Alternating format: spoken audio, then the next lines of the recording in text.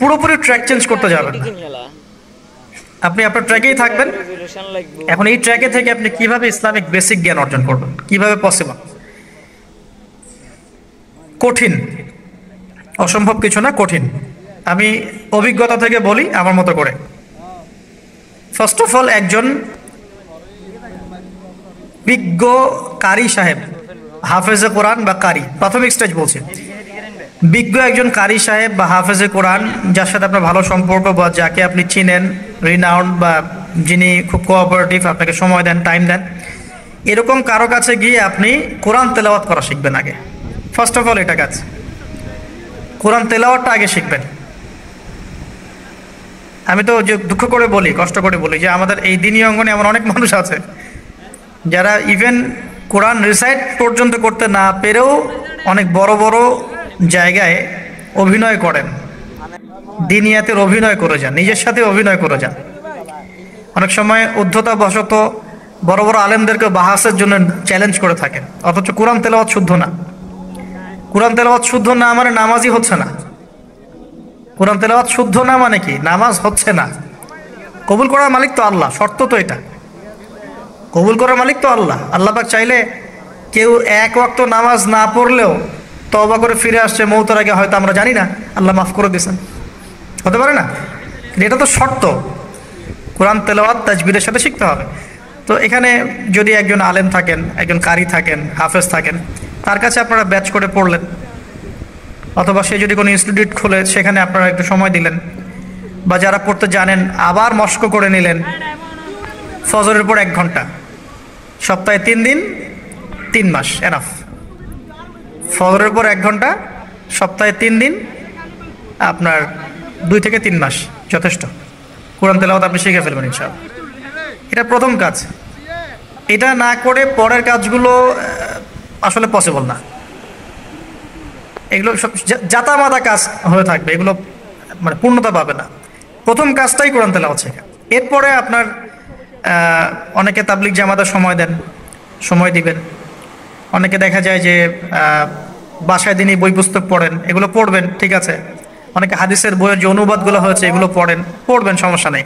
কিন্তু কোরআন তেলাওয়াত অবশ্যই শিখবেন।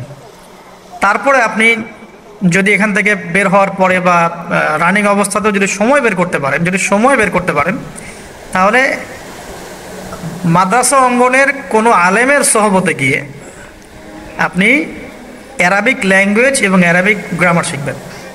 এটা ওটা আপনার শেখার লেসন 2, কোরআনের পর এটা শেখার লেসন 2। অ্যারাবিক ব্যাকরণ, অ্যারাবিক গ্রামার এবং অ্যারাবিক ল্যাঙ্গুয়েজ ছাড়া কোরআনের তাফসির, তর্জমা এগুলো বোঝা যায় না।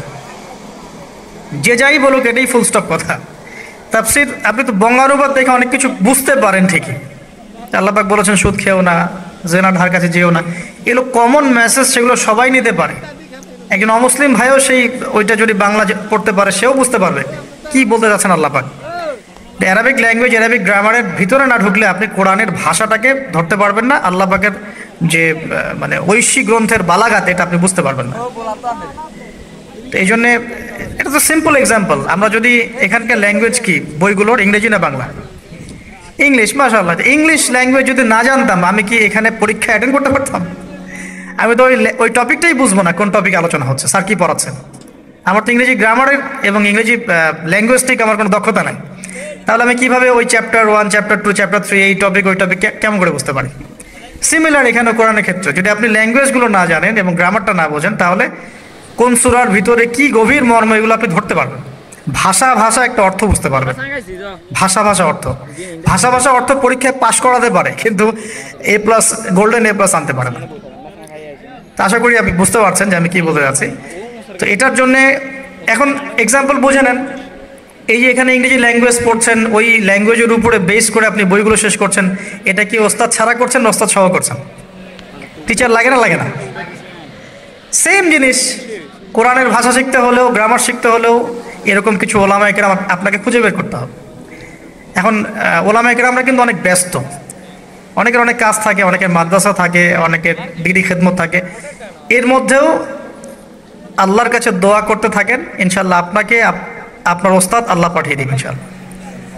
আল্লাহ পাক কাউকে ওস্তাদ ছাড়া রাখবেন না। ওস্তাদের কাছে আপনার বিহেভিয়ার কেমন হবে, এখন আপনি টিচারের সাথে যেমন বিহেভিয়ার রাখেন সেরকম তিনি সবক দিবেন, আপনি সেটা বাসায় কভার করবেন, নতুন পড়া নেবেন, আবার পড়া দিবেন।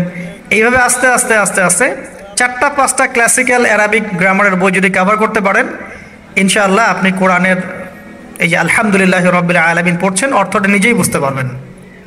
হ্যাঁ, যালিকাল কিতাব লা রাইবা ফিহি হুদাল লিল মুত্তাকিন পড়ছেন, আপনি নিজেই বুঝতে পারবেন যে আল্লাহ পাক কি বলছেন আমাকে।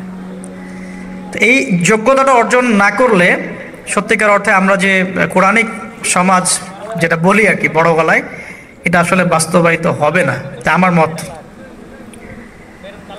আর এরপরে আপনি আরও উঁচু লেভেলে যদি পড়তে পারেন, যে পড়াশোনা শেষ, আপনার জব সেকশন নিশ্চিত, আপনার সময় আছে মাশাআল্লাহ, এখন এই সময়ের মধ্যে আপনি চাইলে হাদিসের যে কিতাবগুলো, হাদিসের বেসিক কিতাবগুলো মোতালা করতে পারেন, যে কাজটা আমি এখন করছি আর হাদিসের বেসিক কিতাবগুলো আপনি মোতালা করতে পারেন।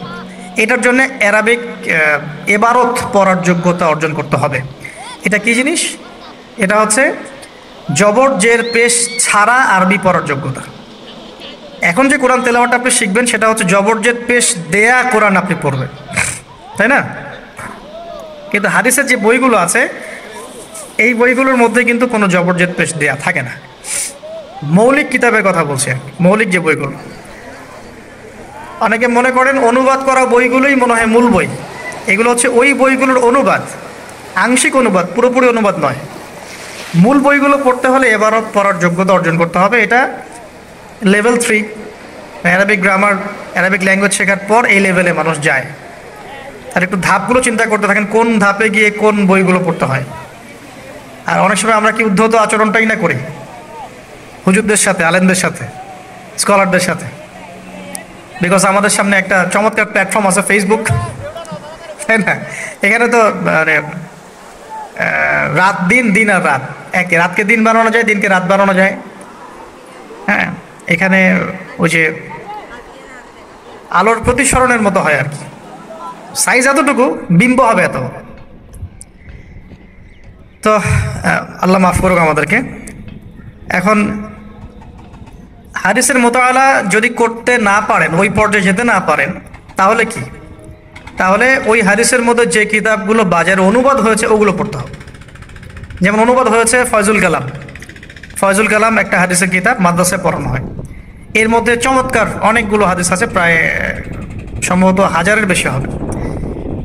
এরপরে মোতালা করতে পারেন আপনি মিশকাতুল মাসাবিহ, এই বইটাও অনুবাদ হয়ে গেছে, এটাও ভালো কিতাব মাশাআল্লাহ। এরপরে আছে রিয়াদুস সালেহিন, এটাও একটা চমৎকার কিতাব। বুলুগুল মারাম মিন আদিল্লাতিল আহকাম, এটা একটা কিতাব আছে, এটাও মোতালা করতে পারেন হাদিসের। এরপরে আছে আপনার এখন যেটা বলছি, ইসলামিক ফাউন্ডেশন হয়েছে অনেক আগেই। এছাড়া বাংলা বাজার ঢাকায় যে ইসলামিক লাইব্রেরিগুলো, প্রকাশনা সংস্থাগুলো আছে, তারা মোটামুটি আবু দাউদ, তিরমিজি, নাসাই, ইবনে মাজা, কোনো প্রকাশনী বুখারী মুসলিমের কিছু ভার্সনও অনুবাদ করেছে। তবে এই উঁচু লেভেলের হাদিসের কিতাবগুলো শুরুতেই হাত দেওয়া যাবে না, এটা একটা মাথায় রাখবেন। শুরুতেই এই বড় বড় কিতাবগুলো হাত দেওয়া যাবে না। প্রথমে মানে আমরা তো আগে এসএসসি ইন্টার পাস করে এখানে আসছি না, নাকি আগে